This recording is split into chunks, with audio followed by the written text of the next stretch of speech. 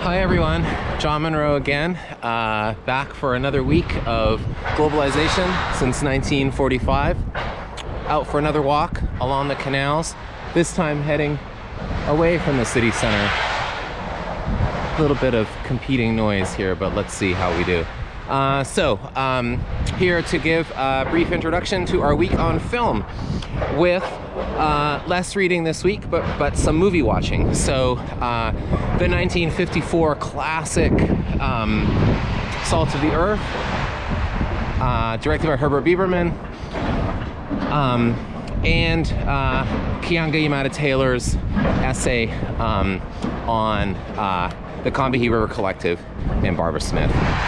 So it may seem at first that this film about zinc workers, a drama about a zinc workers strike in New Mexico, involving white Anglo and Latino workers and communities, might have not so much to do with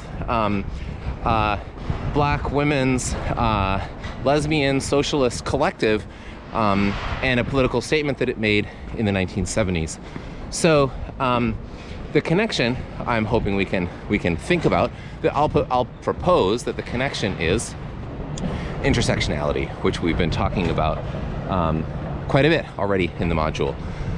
So on the film then, this also this connects to other themes we've been talking about as well, but intersectionality is the main one I want us to think about.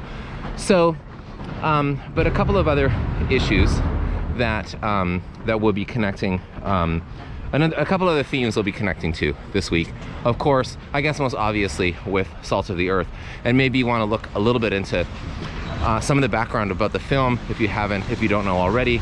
So Biberman was one of the group of Hollywood screenwriters and directors known as the Hollywood 10.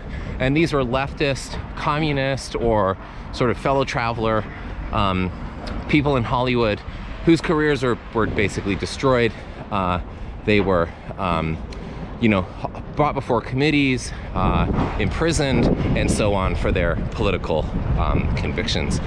And so this film was made under very difficult circumstances, basically like an old independent film that not only faced a lot of difficulties in its creation, but also when it was made sort of against the odds, they were able to make this film.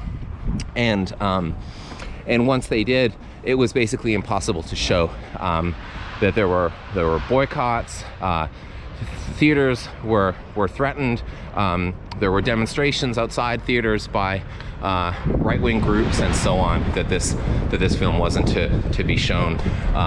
One of the actors in the film was subsequently deported, so there was a lot going against this film. So what we might want to think about then is why that's the case, and how this connects to, of course, the Cold War, which we talked about a few weeks ago.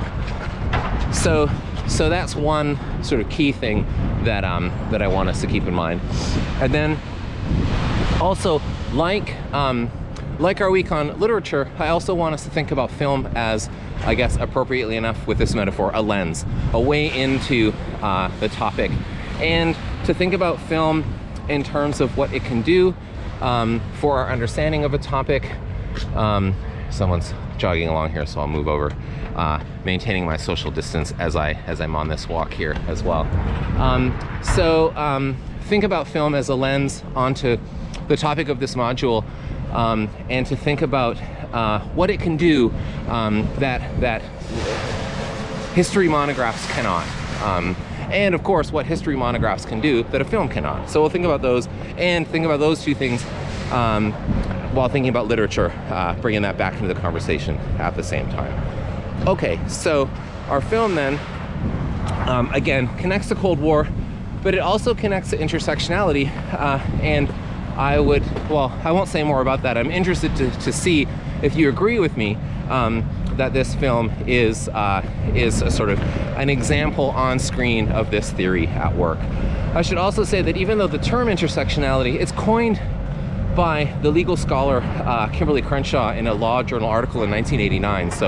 So the year that the Berlin Wall comes down. So actually at the end of the Cold War. And what we might think it has nothing to do with the Cold War. But not only is this film, at least in my reading, a kind of exploration of the idea of intersectionality before the term's coinage, it's also very much the case that communists were thinking and theorizing about the relationship between class exploitation, racial oppression, and gender discrimination in the 1950s when this film was made. So we'll also want to think about those connections as well. Okay, so with the Keeanga Yamatta-Taylor article, then she's focused on Barbara Smith and the Combahee River Collective, who give us, as we see in the piece, a real sense of intersectionality as well.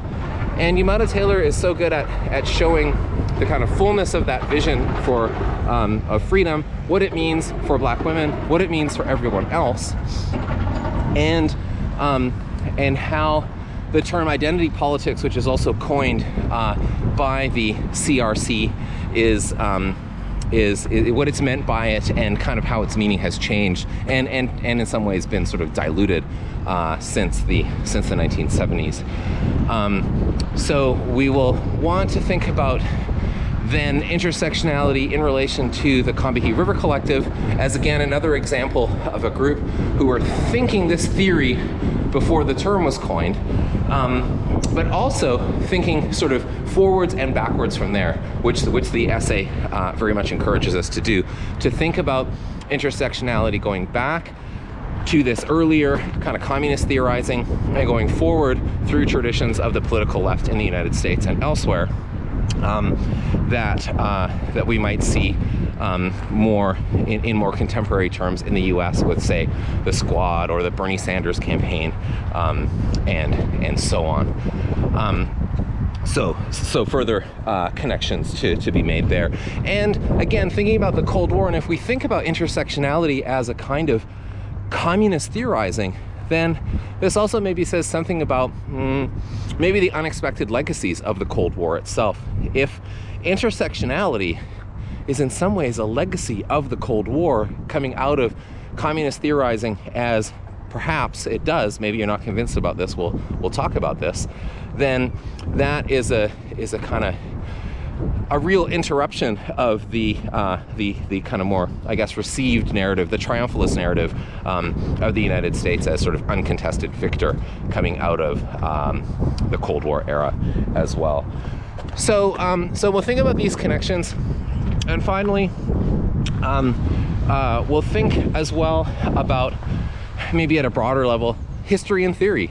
I've been wanting to talk a lot about intersectionality in this module. I often want to talk about it. I think it's just such an important and complex sort of way of thinking about human relations, about structures of oppression, about identity politics and the like. But also, maybe we'll hope that we can have time also to talk about kind of more broadly, what is the relationship between theory and history? How important are political theories to the kind of work that we do as historians? As historians, are we just default empiricists? Do we need theory? I'd be very interested to hear your thoughts on this as well. So enjoy the film. I will watch it again. I've seen it many times, but I do not mind returning to this one again, and I really can't wait to hear what you think about it in class. Okay, we'll see you then. Bye.